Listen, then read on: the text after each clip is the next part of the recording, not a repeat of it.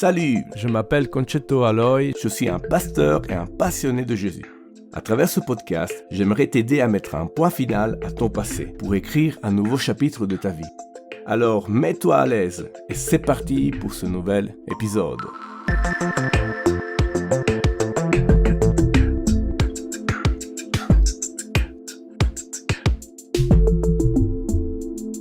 Bienvenue sur Nouveau Départ, le podcast de ceux qui veulent recommencer. Nous voici encore en ligne, avec un nouveau épisode, mais surtout avec une nouvelle histoire, un nouveau personnage. Je suis sûr et certain que Dieu va nous bénir. Alors si on ne se connaît pas, je m'appelle Concetto, je suis italien et c'est pour cela que j'ai un petit accent et parfois je fais des fautes en français, les conjugaisons soient miséricordieux. Alors je suis pasteur d'une église, je suis marié et je suis père de 2 enfants. En 2014, Dieu m'a appelé à quitter l'Italie et commencer un parcours de formation biblique ici à Bruxelles. Et quand j'ai terminé l'école en 2017, c'était clair qu'il fallait quitter l'Italie où j'étais gendarme et commencer une nouvelle vie ici en Belgique.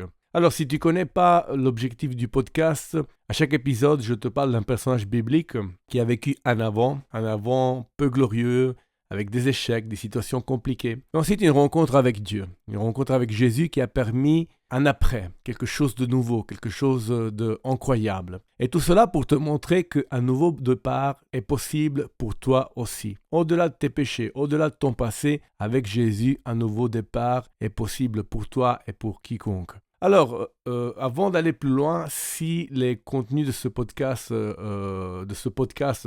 t'encouragera, n'hésite pas à en parler autour de toi, le partager avec quelqu'un qui est dans le besoin. Suis-nous sur nos réseaux sociaux, mets un like, laisse un commentaire, 5 étoiles, mais surtout, aide-nous à diffuser ce message d'espoir. Mais allons avec le nouveau épisode.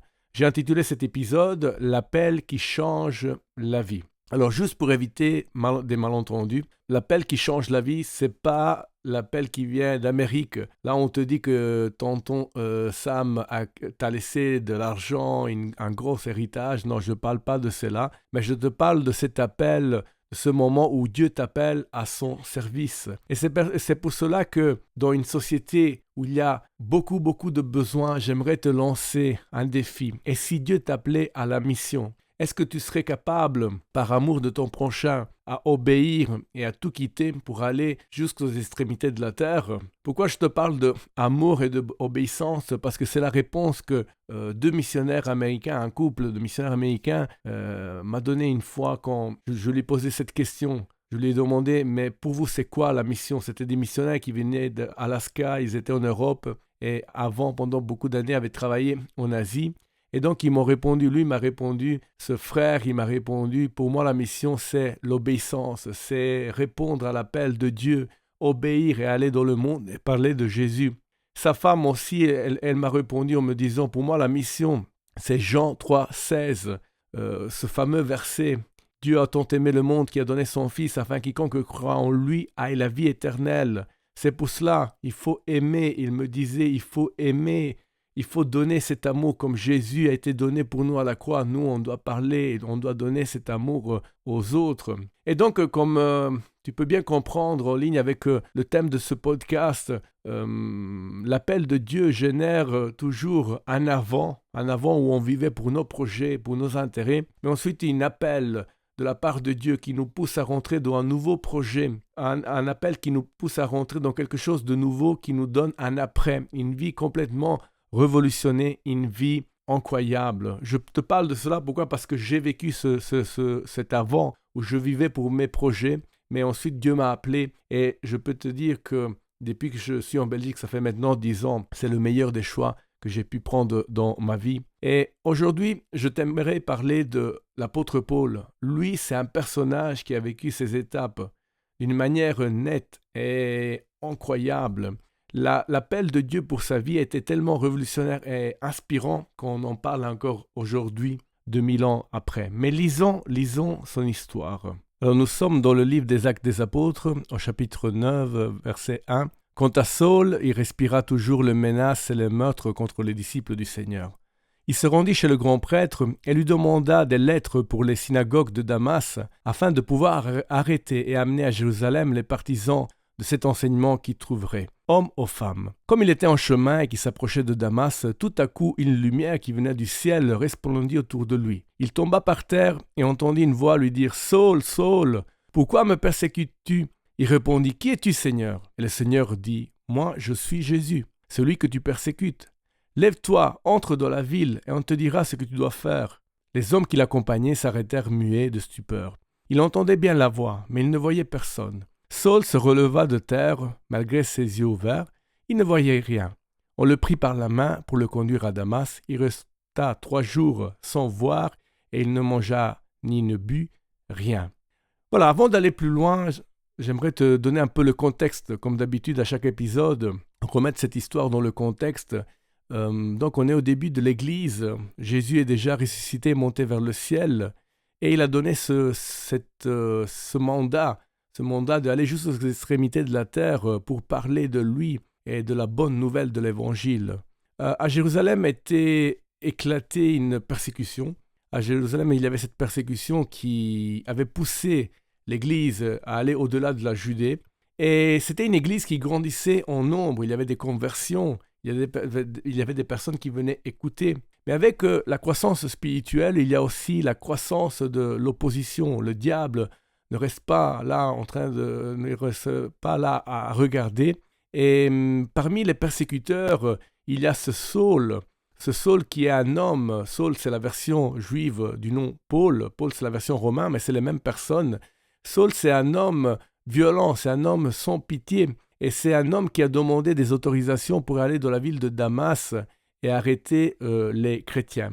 Mais sur ce chemin de Damas, sur cette route qui a amené à Damas, il reçoit un appel qui va révolutionner sa vie. Cet appel est tellement bouleversant qu'encore aujourd'hui, après 2000 ans, on en parle, parce que l'apôtre Paul deviendra un des hommes parmi les plus influents du christianisme. Et si tu écoutes ce podcast, j'aimerais te dire que Dieu a prévu aussi des grandes choses pour toi. Et il y a quelque chose qui veut te dire, il y a quelque chose que tu dois savoir. Et c'est pour cela que j'aimerais te donner 3 conseils qui viennent directement du cœur de Dieu. Alors le premier conseil, c'est attention où tu investis tes capacités. Pourquoi? Parce que l'apôtre Paul, c'était un homme qui avait beaucoup reçu de la part de Dieu avant de le connaître. Il était grandi dans une bonne famille où il avait reçu des valeurs bibliques. Son père était pharisien. Il avait une double citoyenneté. C'était un juif, mais c'était aussi un romain. Donc il avait ce passeport romain qui permettait des avantages fiscaux, judiciaires. C'était un passeport qui donnait accès à des charges publiques. En général, il avait un statut de supériorité par rapport aux autres.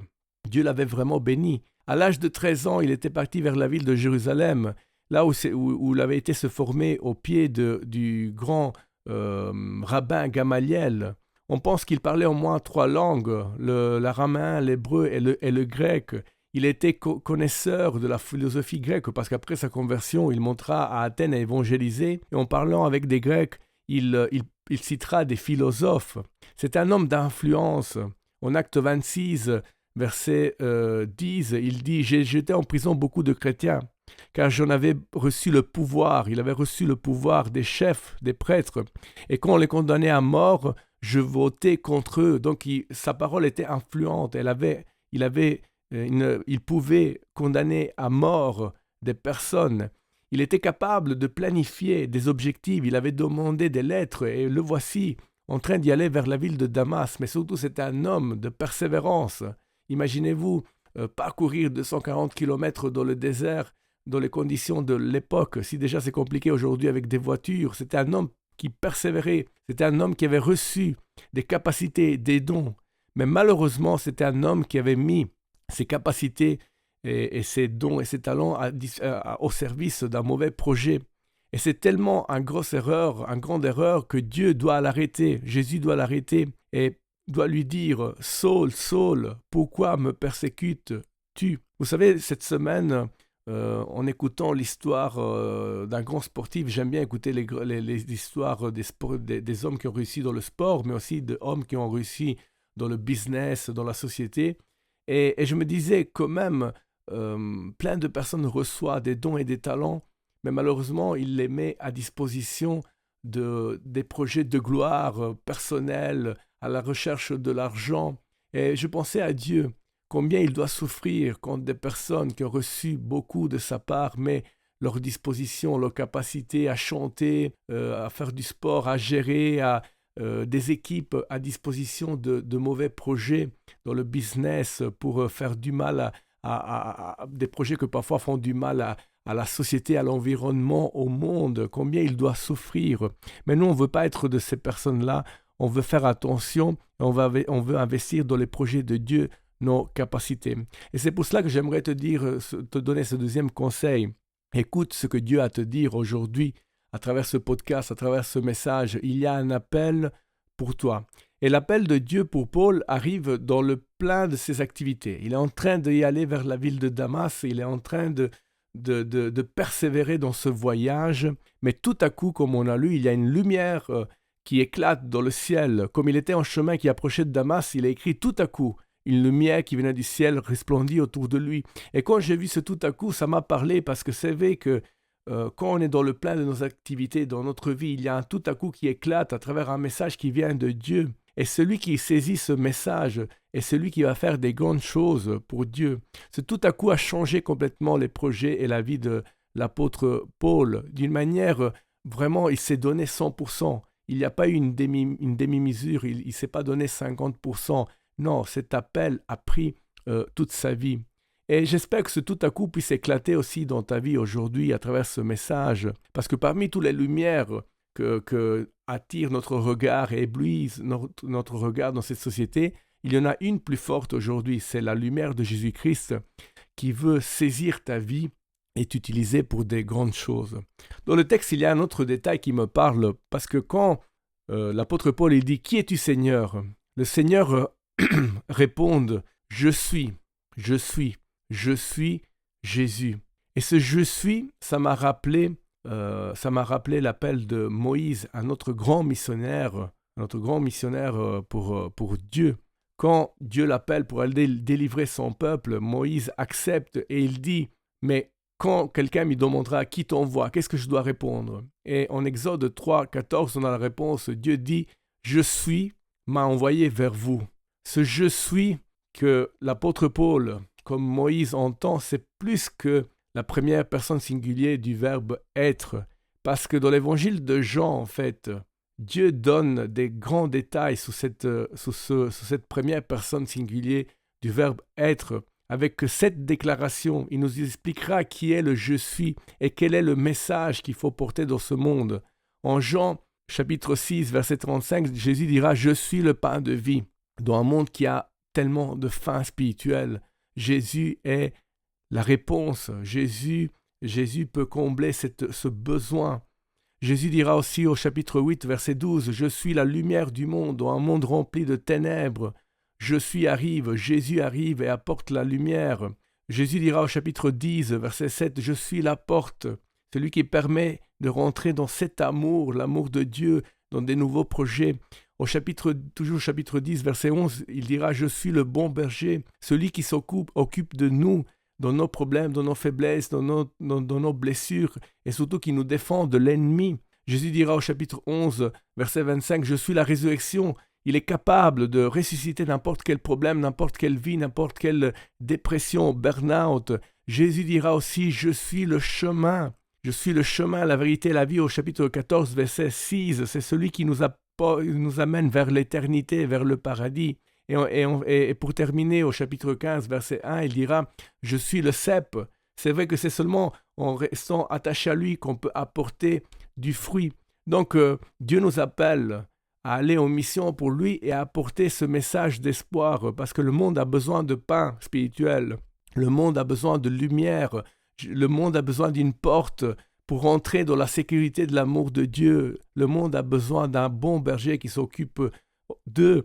Il a besoin de ressusciter, il a besoin de voir des situations revenir à la vie. Il a besoin du chemin, la vérité et la vie. Il a besoin de l'éternité. Et c'est toi et moi qu'on va apporter ce message parce que Dieu a choisi des personnes comme moi et toi pour aller dans le monde.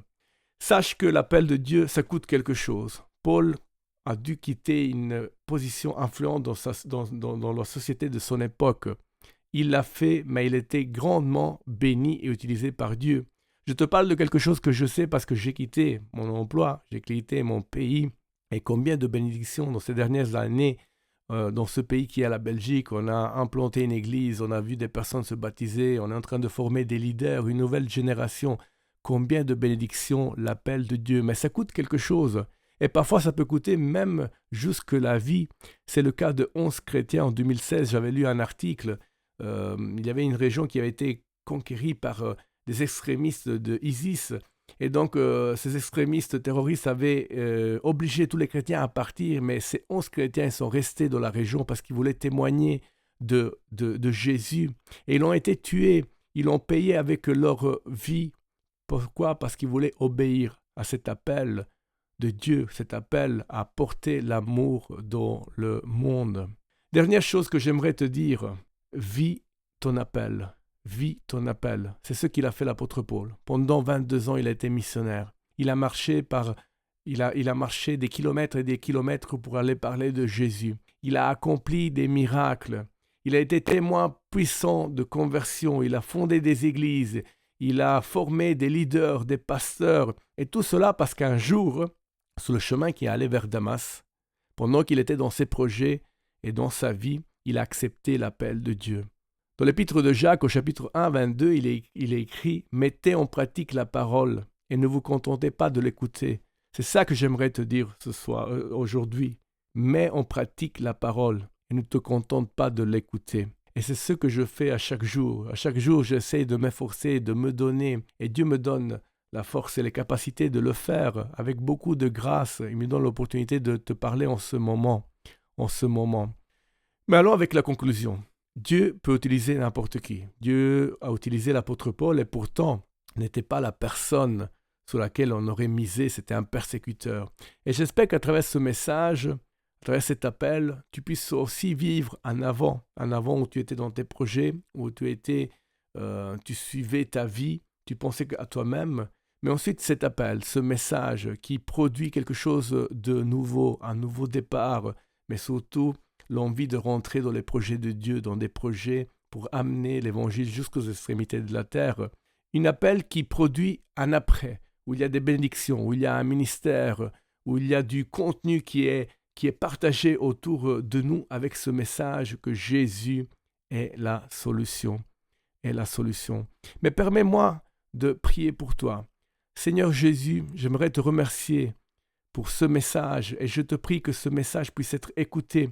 Je te prie pour la personne ou les personnes qui vont écouter ce message, qui puissent accepter l'appel de Dieu et rentrer en mission parce que l'appel de Dieu c'est une bénédiction, c'est vrai, c'est une bénédiction pour les autres, mais c'est une bénédiction principalement pour nous, porteurs d'espoir. Merci Père d'accomplir tes projets dans la vie des personnes qui écouteront ce message. Au nom puissant de Jésus-Christ. Amen. Voilà, nous voici à la fin de cet épisode que je t'ai transmis vraiment avec beaucoup de passion. Merci de m'avoir écouté. C'était un plaisir d'être avec toi. Si cet épisode t'a parlé, partage-le, inscris-toi à nos réseaux sociaux, laisse-nous un commentaire, des étoiles, un like, mais surtout, rendez-vous au prochain épisode. Et n'oublie pas, mets un point final à ton passé et vis un nouveau départ.